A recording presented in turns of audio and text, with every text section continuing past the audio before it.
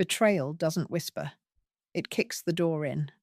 At 1:45 in the morning, my daughter-in-law staggered into my house with mascara streaked down her cheeks and bruises blooming up her arms. Her voice shook like a trapped bird when she said, "He threw me out for another woman." I didn't hug her. I didn't gasp.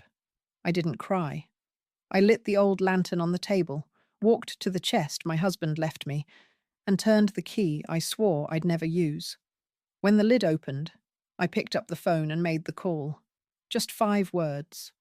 "It begins tonight. My name is Mabel Hale, 78 years old, widow for nearly 3 decades. I raised my boy with these 2 hands and no one else's. I gave up everything so he'd have more.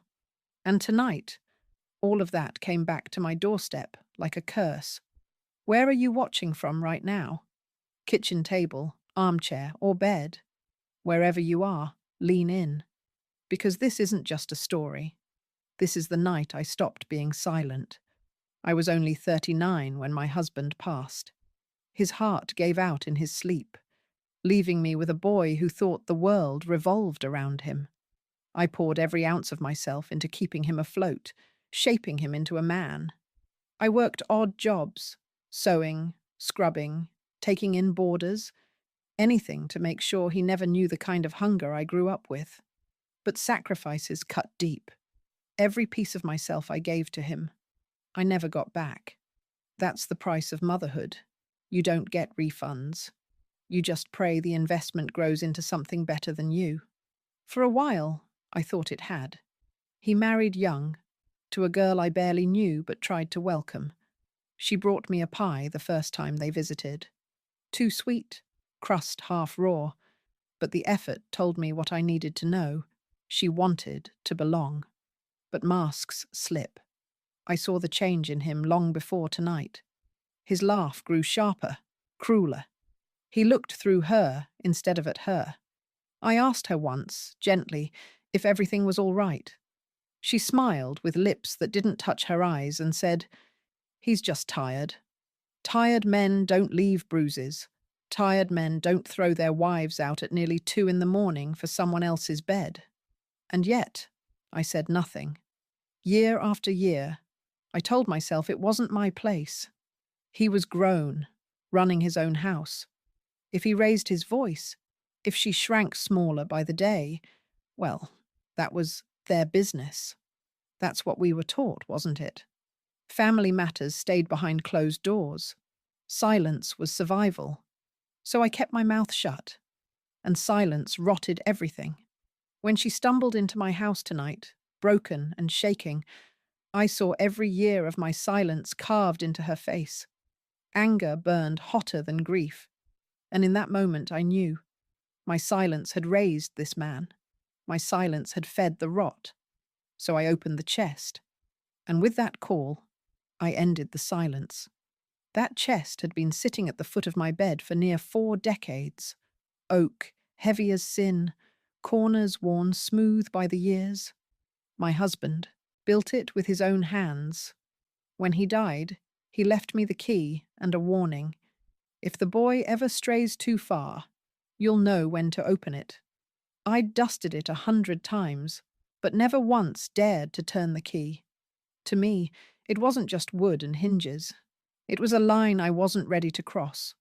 Tonight, with my daughter-in-law's sobs leaking through the walls, I decided I had no choice left. The lock gave way with a tired click, like it had been waiting to breathe again. I lifted the lid, and the smell of cedar and iron rose up, mixing with the smoke from the lantern. Inside, everything was just as he'd left it. On top, wrapped in oilcloth, lay an old revolver. Not the kind you wave around to scare someone. The kind a man keeps polished, because it has already spoken once too many times. I set it aside gently, the metal cold even through the cloth. Beneath it, stacks of envelopes. Some fat with money, others thin with folded papers. And at the very bottom, a small leather notebook, no bigger than a pocket Bible. The edges were frayed, the pages lined with names and numbers I didn't recognize. For years, I had asked myself what he'd been mixed up in. My husband was never a loud man, never reckless, but there were nights he came home late, his knuckles scraped, his shirt smelling of smoke that wasn't from a cigarette. When I'd ask, he'd just look at me and say, "You don't want to know, Mabel." And maybe I didn't. Maybe I still don't. But I knew enough to trust that if he left this behind, it was for a reason. I thumbed through the notebook, each name written with a steady hand, numbers scrawled beside them. Some had been crossed out in red ink, others circled. One number had been marked with an X in the corner. That's the one I dialed. The phone on the wall felt strange in my hand, heavy, anchored to the past. My finger hovered over the rotary, and I thought about the weight of what I was about to do. Once that call went through, there was no going back. The line clicked after the first ring. No greeting, no pleasantries. Just a man's voice, low and flat. Still breathing? It was the kind of voice that had spent years saying less than it meant. "Barely," I answered. "I need you." There was silence on the other end. Not confusion, not hesitation. Just the sound of someone breathing, waiting. Then 3 words. "Where are you?" I gave the address. My address. The one they hadn't spoken aloud in over 30 years. He didn't ask why. He didn't ask what had changed. Just said, "We'll be there." The line went dead. I hung up the receiver and stood there, my hand still on the phone, heart hammering, steady and cold. Behind me, I could hear her, my daughter-in-law, murmuring through her tears, rocking back and forth like she was trying to lull herself to sleep. I didn't go to her. Not yet. Instead, I picked up the revolver. The oilcloth came away slow, revealing the steel beneath. It was heavier than I remembered from the one time he had shown it to me, years ago. I wasn't sure if I had the strength to use it, but I knew I had the strength to show it. Sometimes that's enough. I set it on the table by the lantern, the glow catching on the barrel. My husband's ghost seemed to fill the room with it, stern and unflinching. I thought about the boy upstairs, my son, who had grown into a man I barely recognized. I thought about the girl he had broken, who now sat in my chair, bruises blossoming like violets on her skin. And I thought about the call I had just made, and the men who were already on their way. This was no longer about saving him. This was about saving what was left of us. By the time I walked back to her, the notebook was tucked in my apron, the revolver gleaming in the lamplight, and my voice steady. "Drink some water," I told her, setting a glass in her hands. "You're safe here, but you need to understand, tonight isn't about comfort. Tonight is about ending things before they end us." She looked at me then, eyes wide and searching, as though she was only just realizing who I really was. And maybe I was only just realizing it too. She sat hunched forward on my couch, knees drawn up like a child's, the blanket around her shoulders slipping every few seconds. In the lamplight, her bruises looked darker, almost like fingerprints pressed into clay. She didn't look at me when she spoke. She stared at her own hands as though they belonged to someone else. "I tried to make it work," she whispered. "I kept thinking he'd change back, that it was just stress, that the man I married was still in there." Her voice cracked on the last words, but she kept going. "He stopped coming home. He stopped calling me by my name. He called me you, like I was a nuisance in his way." I said nothing. The revolver sat on the table between us, wrapped again in its cloth. I could feel her eyes flick to it, then away, like a bird checking for predators. I didn't move it. Some truths need a little metal glinting in the corner of your vision before you can say them out loud. "He's not just cheating," she said after a moment. "It's worse. He's been running with men who—" She hesitated, swallowed hard. "I don't even know exactly. Cards, betting, money that isn't his. People show up at the door when he's not home. They ask questions I can't answer. They look at me like they're measuring me for a box. Her hands trembled, fingers interlacing and pulling apart again. She took a deep breath. The other woman, she's not just some fling. She's in it too. She's older, sharper. She knows about the debts. She uses him. He thinks he's in love, but he's just in over his head. I stayed standing, one hand on the back of the chair. Every sentence she spoke felt like another nail driven into a box I had built myself. Years of pretending my son was better than he was. Years of calling weakness, youth, selfishness, ambition. Now here was the bill. I begged him to stop, she said. Tonight? He hit me. First time with his hand, not his words. She lifted her arm and showed me the bruise, a bloom of purple and red at the crook of her elbow. Then he told me to leave. Said he was done pretending. Said he had someone else waiting. Her eyes finally rose to meet mine. They weren't pleading. They were hollow. I don't know where else to go, she said. I didn't want to come here. I didn't want to drag you into this. But I was scared. And you're the only one he still listens to. Or fears.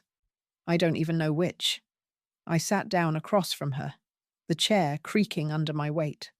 For a long time, neither of us spoke. Outside, a car passed on the main road, its headlights flickering through the curtains like a signal. The sound of the clock in the kitchen ticked louder than usual. When your father died, I said finally, he left me with two things. That chest and a warning. I ignored the warning for a long time. Thought if I just kept my head down, life would smooth itself out. But silence isn't a cure. It's fertilizer.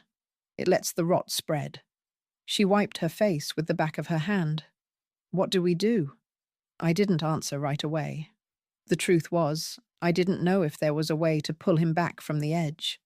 The call I had made wasn't for comfort. It was for accountability. The men who were coming weren't counselors or priests. They were the kind of men who solved problems permanently. You're safe here tonight, I said. That's all you need to think about. Her chin quivered. And him? I leaned forward, elbows on my knees. That depends on him. And on what he tells me when he walks through that door. She flinched a little at the certainty in my voice. She didn't know the men my husband used to run with. She didn't know how few options remained once their names were in a notebook. But she would soon enough. You don't have to, she started. I do. I cut her off gently. You came here because you knew I would. The room felt smaller, tighter. I could almost hear my husband's voice, the one he used when he was tired of my questions. If he ever strays too far, you'll know what to do. I had always imagined that meant a lecture, a little tough love, maybe some money shuffled around quietly to make his mess disappear. But tonight, the words felt heavier, final. I stood, walked to the window, and pulled the curtain back. Out on the road, far down the hill, a pair of headlights moved slow and steady toward the house. Not rushing, not wandering, coming with purpose. They'll be here soon, I said quietly. Who?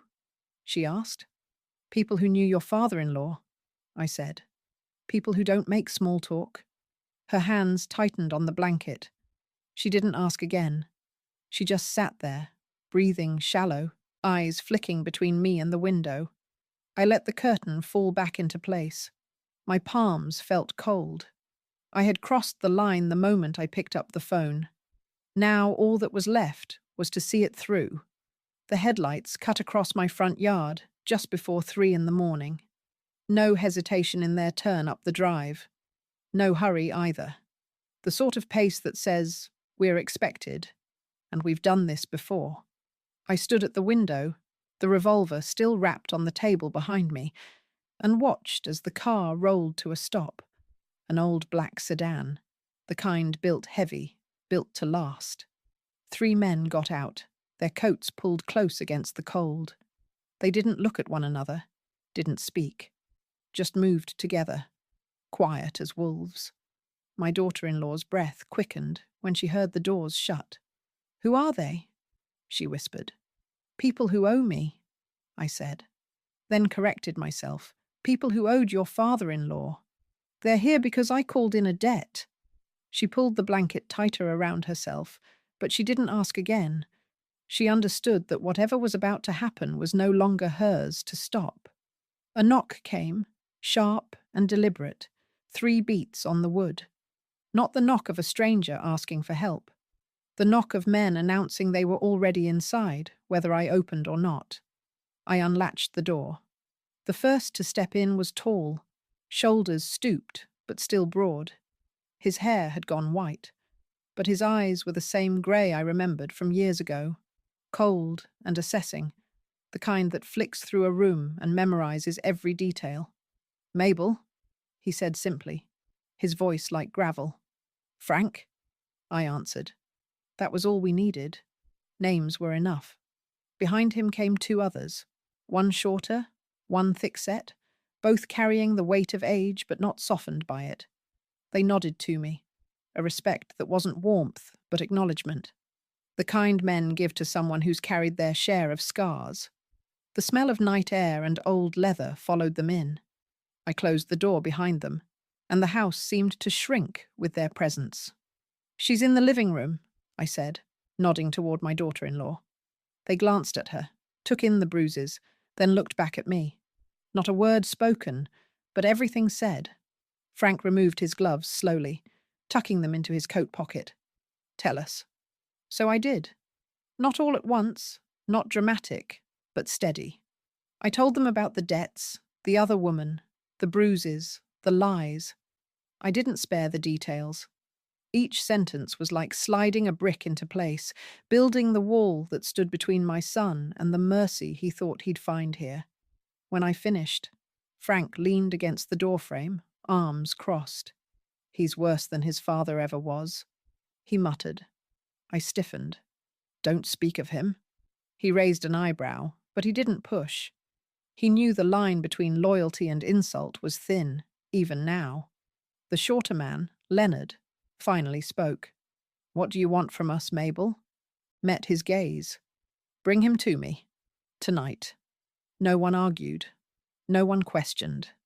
That's the thing about men like them. They don't waste breath on reasons. They act, and let the weight of the act settle later. My daughter-in-law shifted uneasily on the couch, her fingers twisting the blanket. "What will you do to him?" she asked. I didn't answer. Not because I didn't know, but because saying it aloud would make it real before it needed to be. Frank studied me a moment longer, then nodded once to the others. "Let's go." They turned and left as quietly as they came. The door shut behind them, and the night swallowed their footsteps. The sedan started up again, its headlights sweeping across the walls, then fading down the hill. The house was silent once more, except for the tick of the clock and the shallow breathing of the girl on my couch. "You just sent them after him?" she whispered. Her voice was thin, almost breaking. "Yes," I said. "And if he fights back?" I looked at her, really looked at her. The bruises, the fear, the way she still searched for some trace of the man she'd married. "If he fights back," I said quietly, "then maybe I raised a man after all. But if he doesn't, then we'll know what he truly is." Her eyes widened, but she didn't speak again. I sat down in the chair across from her, folded my hands in my lap, and waited. There was nothing left to prepare, nothing left to plan. The call had been made, the wheels already turning. All that was left was to see what kind of son walked through that door when they brought him back, and whether I still had the strength to look him in the eye. The knock came just before dawn. Not the sharp, deliberate rhythm from before. This one was harder, weight behind it. The kind of knock that doesn't ask permission, it announces a delivery. I rose from my chair, every joint stiff, and opened the door. The cold morning air rushed in first, then Frank and the others stepped through, dragging him between them. My son. He looked smaller than I remembered, though he thrashed like an animal caught in a trap. His coat was half-buttoned, hair wild, eyes bloodshot from drink, or worse. When he saw me standing there, He stopped struggling, just long enough to spit out, "Really, Ma? You called them?" I shut the door behind them. "Sit him down." They shoved him into the chair across from mine. He landed hard, but he tried to sit tall, his chest puffed out, jaw clenched. His eyes darted from me to the revolver on the table, still wrapped, but obvious. "You think this scares me?" he sneered, nodding toward it. "No," I said, "but maybe it should." His wife stirred on the couch, pulling the blanket tighter, trying to make herself small. When he noticed her, his face twisted. "You ran here? To her? After everything I've done for you?" That was the moment the last thread of patience inside me snapped. "You mean everything you've done to her?" I said. My voice was steady, but it cut sharp. The bruises, the lies, throwing her out in the middle of the night for another woman. That's not providing. That's destroying. He laughed, but it was hollow. "You don't know anything. You've been sitting in this house for years, rotting. I've been out there living, making moves, taking risks." "Risks?" I leaned forward. "You call debts risks? You call gambling with other people's money living? You call breaking your wife's arm ambition?" His smirk faltered. He looked at the men standing behind him, silent, watchful, and his bravado slipped another notch. "You set this up," he said, voice rising. "You think you can drag me back here and lecture me like I'm still a kid? I'm a grown man, Ma. I don't answer to you." I let the words hang in the air. Then I gestured at his wife, bruises blooming across her skin. "That's what a grown man looks like? A coward who raises his hand to someone smaller? That's not a man. That's a boy who never learned the word enough." He shifted in the chair, eyes darting, sweat starting at his temple. He tried to laugh again, but it caught in his throat. "You don't understand," he said quickly. "You think it's just cards, just a woman. But it's bigger. There are people. People you don't mess with. I can't just walk away." Frank's voice broke the silence then, low and flat. "You should have thought of that before you borrowed from them." My son's head snapped around. "And you... what? You're here to play babysitter? My father's dead. You don't own me." Frank stepped forward, slow, deliberate, until his hand rested on the back of my chair. "Your father's dead, yes, but his word isn't. And he left her to deal with what you became. That means you listen." The room felt heavy, air thick as syrup. My son's eyes flicked back to me. For the first time that night, I saw fear settle in. Not fear of the men, not even fear of the revolver. Fear of me. I leaned back, folding my hands in my lap. "You've dragged this family's name through mud. You've broken the one person who still believed in you. And you've brought danger to my doorstep." He swallowed hard, lips parting like he wanted to argue, but nothing came out. "Tonight," I said firmly, "you answer for it." The silence that followed was sharp enough to cut. His wife's breathing was ragged. The men behind him waited, motionless, as though the air itself had frozen. Finally, he lowered his head, staring at the floor. His voice was quieter now, stripped of swagger. "What do you want me to do?" I didn't answer yet. I let him sit in that question, let the weight of it press down until even he could feel the difference between a choice and a sentence. When I finally spoke, my words came out steady, final. "You'll hear it soon enough. But understand this. You don't get to decide anymore. Tonight, your father's shadow decides. And I am his voice." He looked up then, eyes wide, lips trembling. For the first time since he was dragged through that door, he stopped pretending he was in control. And that's when I knew the real confrontation had only just begun. The room held its breath. My son sat hunched forward, elbows on his knees, eyes darting between me and the men who loomed behind him. He was waiting for an answer, but I let the silence work on him. Silence can do more than shouting ever could. Frank shifted, his voice a low rumble. He needs to hear it, Mabel. I nodded, though my stomach twisted.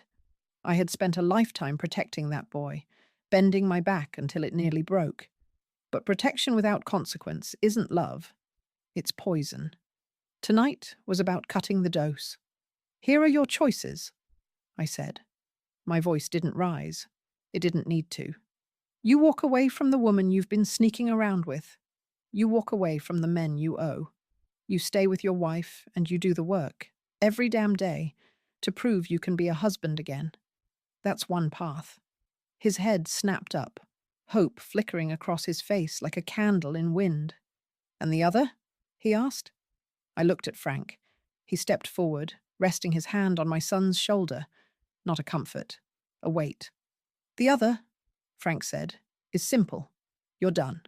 Cut off. No family. No name. When the men you owe come knocking, no one here will open the door. You'll stand alone. My son's eyes widened. He tried to laugh, but it came out sharp, desperate. You think you can just erase me? I'm your blood. I leaned forward, steady. Blood doesn't excuse you. Blood doesn't keep bruises off her arms. Blood doesn't pay back the men you owe. Blood means nothing if it's spoiled. His wife shifted on the couch, her voice trembling but clear. I can't keep living like this. If you want me to come back, it can't be halfway. It has to be real.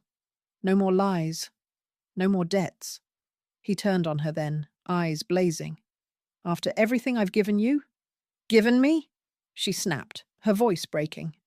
You've taken from me my trust, my safety, my dignity. You didn't give me a thing I didn't already work for. The words hit him harder than mine did. His shoulders slumped, his mouth opening, closing, but nothing coming out. Frank placed the revolver on the table, unwrapped now, its steel glinting in the lamplight. He didn't say a word. He didn't need to. The meaning was clear. This was no bluff, no bedtime lecture. My son stared at it, his breathing shallow. So, this is it, huh? My own mother threatening me in her living room. I'm not threatening you, I said softly. I'm giving you what life never did. 2 choices. And this time, you don't get to pretend the cost isn't real. He swallowed, his hands twitching on his knees. For the first time all night, I saw the boy he used to be, hidden under the man he had become, scared, stubborn, lost. You think those men will just let me walk away? He whispered. Frank answered. If we step in, maybe. If we vouch. But you have to cut clean. That means burning bridges, not straddling them. My son shook his head, voice cracking. I can't. I don't know how. I leaned closer, my words sharp. Then learn. You've been handed second chances your whole life. This is your last. Take it, or walk out that door and never come back. The room fell still. His wife's eyes were wet, but she didn't speak.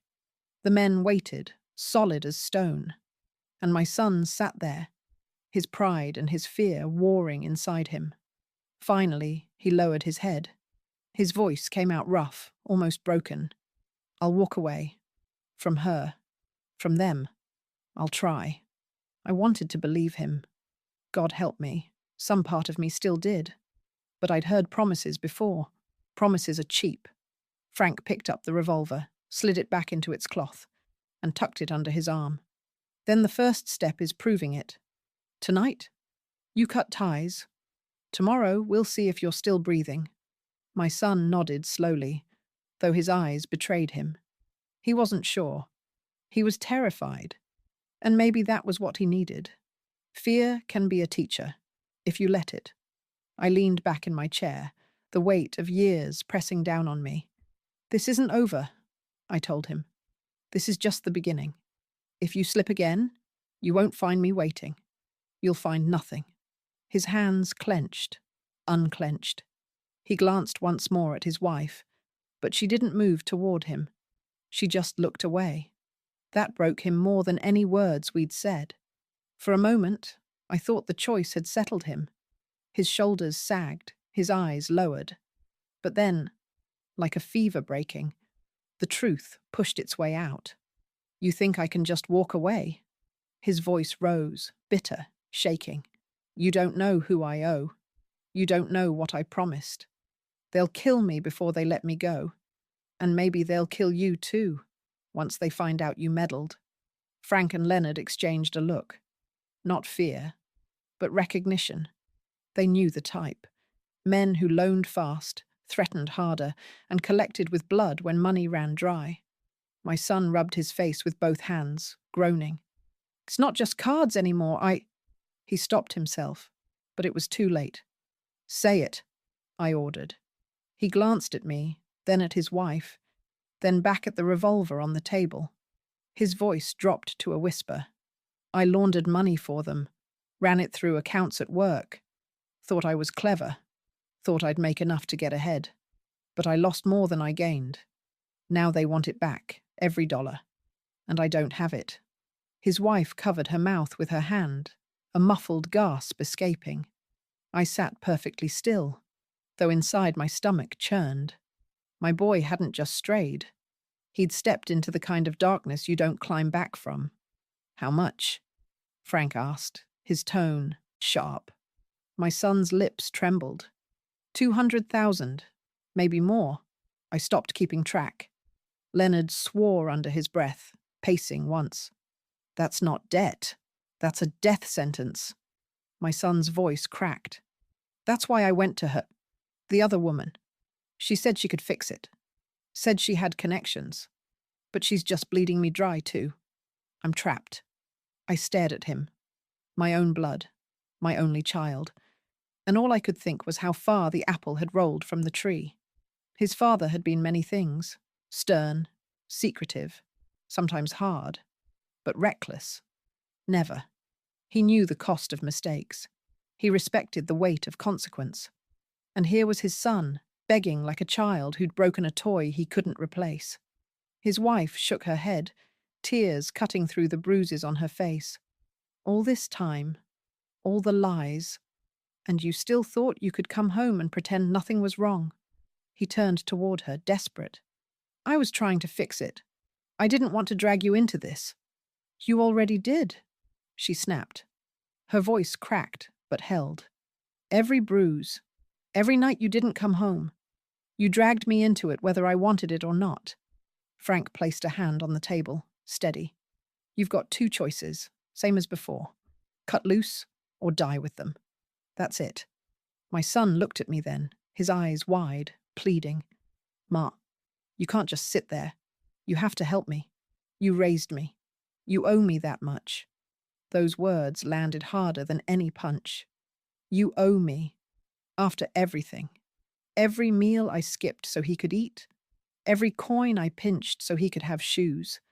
Every night I worked till my back screamed so he could live without shame. Now he looked at me and saw only a ledger where I owed him more. I leaned forward, my voice calm, deadly calm. No, I don't owe you anything anymore. I paid my debt the day I buried your father and carried you on my shoulders alone. I owe your wife my protection. I owe your father my word. But you, I shook my head. You've run out of credit with me. His face crumpled. The bravado finally burned away. He wasn't angry now. He was terrified. So that's it? You're just going to leave me to them? I didn't answer right away. I wanted him to feel it. The emptiness of standing alone.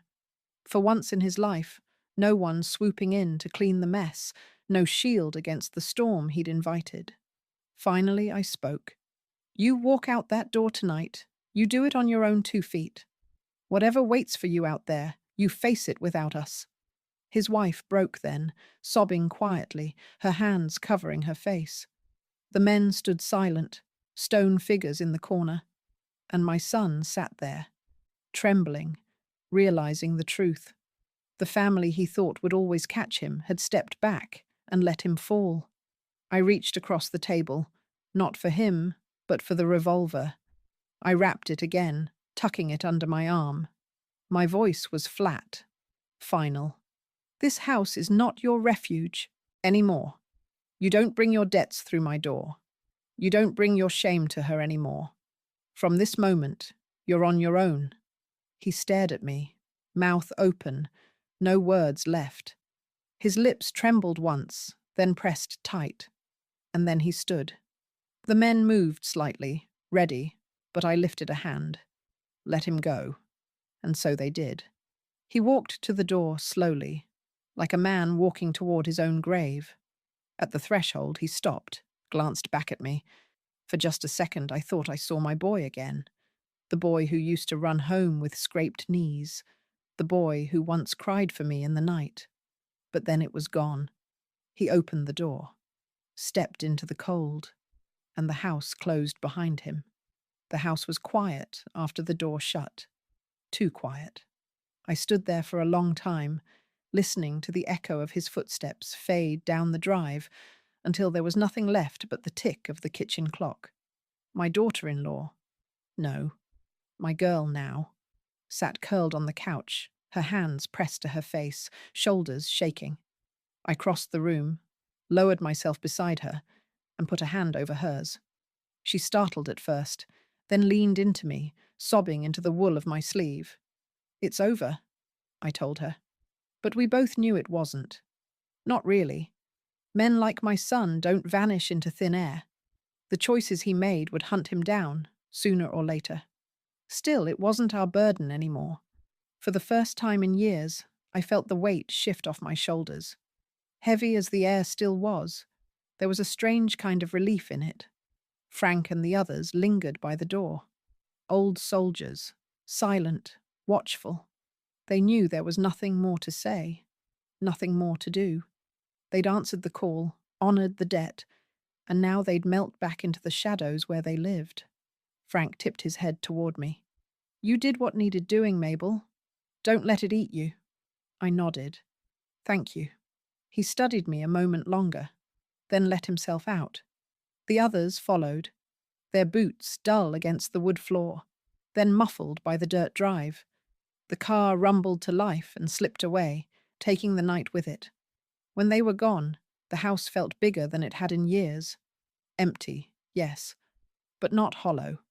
I guided her, my girl, to the table, set a cup of water in her trembling hands. She drank, slow, steady, then looked up at me through swollen eyes. "What if he comes back?" she whispered. "He won't," I said. The certainty in my voice surprised even me. "And if he does, he won't find what he left." She stared at me for a long moment, then nodded. Her shoulders eased just a little, as though she'd been waiting her whole marriage for someone to tell her she was safe. The sky outside was softening, the first grey light of morning pressing against the curtains. Birds started their restless chatter. The world moved forward, as if it hadn't just watched a family fracture in the middle of the night. I stood, stretched my aching back, and looked at the chest at the foot of my bed down the hall. It was empty now, emptied of its secrets, its threats, its promises. But I realized something. It had never been the chest that carried the weight. It was me. And tonight, I had finally set it down. I turned back to her.